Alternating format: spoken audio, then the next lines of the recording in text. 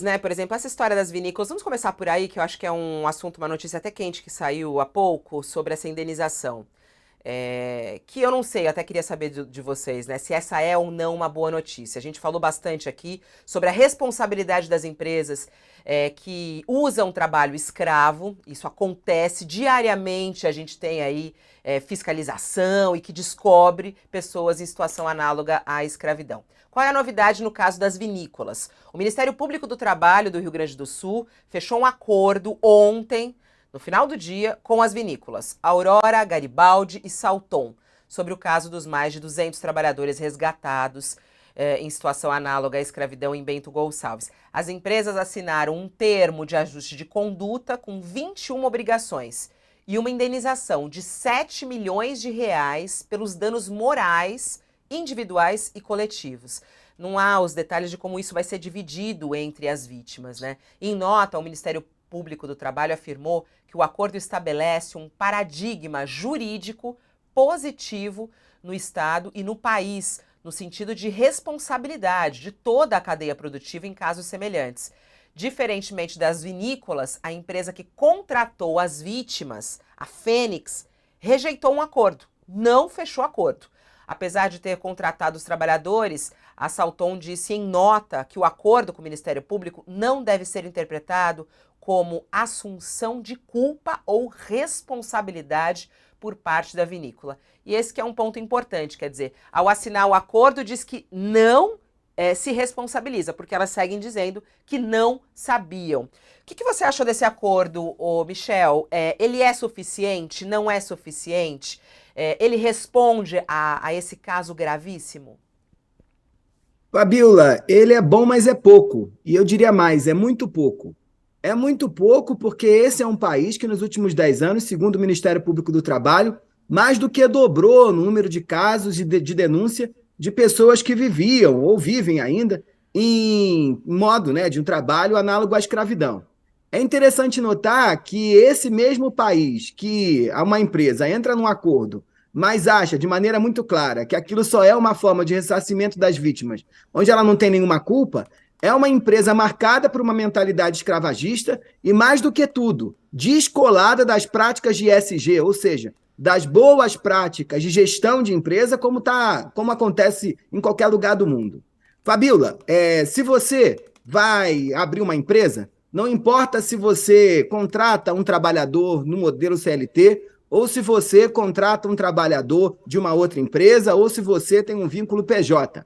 Uma organização não é um arremedo de pessoas. Uma empresa não é uma birosca. Uma empresa precisa ser responsável por toda a cadeia de produtores que lhe atende, desde o momento em que planta-se a uva até a hora que esse negócio chega na sua casa e você toma o vinho e gosta ou não gosta dele.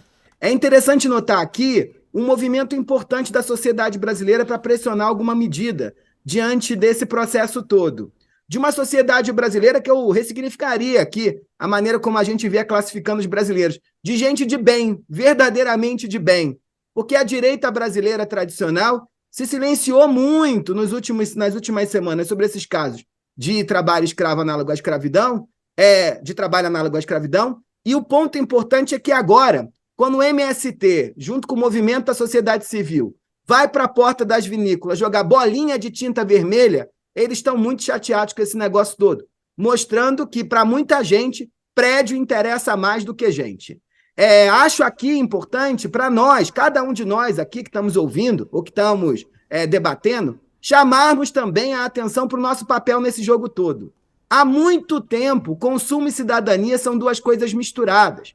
A gente marca a nossa posição política através também de onde a gente coloca o nosso dinheiro, de onde a gente aceita entrar nessa lógica de crédito e débito, onde a gente aceita se vincular a uma determinada marca. Quando você entra no mercado só preocupado com o preço do espumante, do vinho, do suco de uva e esquece o histórico dessa marca, você está sendo conivente com esse tipo de prática de trabalho que eu tenho certeza que ninguém quer para ninguém e não quer para nenhum brasileiro e não quer para nenhum ser humano.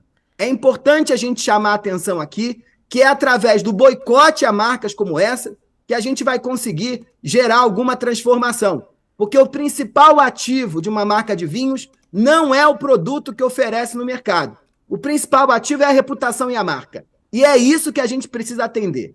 Do mesmo modo que no passado, e você se lembra bem, a indústria de moda em São Paulo sofreu muito por conta do uso de trabalho análogo à escravidão. Do mesmo modo, contratando confecções que usavam trabalho de bolivianos e não tinham cuidado se eles estavam sendo bem pagos, bem tratados ou bem assistidos, a gente precisa atender agora para outros setores da sociedade brasileira. Não é possível, 120 anos depois da abolição da escravidão, a gente achar que é normal a gente vê o dono da Fênix, que é essa empresa que atendia as vinícolas, dizer que não tinha culpa nenhuma, que ele estava só querendo ajudar as pessoas, quando alimentava elas com um vale para comprar numa loja específica da cidade, onde 1 quilo de feijão custava R$ 23. Isso não é possível mais em 2023. E é bom que a gente entre na civilização. Eu digo sempre, tenho repetido agora, o Brasil de 2023 precisa decidir se vai ser uma nação ou se vai ser um arremedo civilizatório. Ou resolve-se isso agora, ou é melhor a gente desistir, cuidar da nossa vida e fazer outra coisa.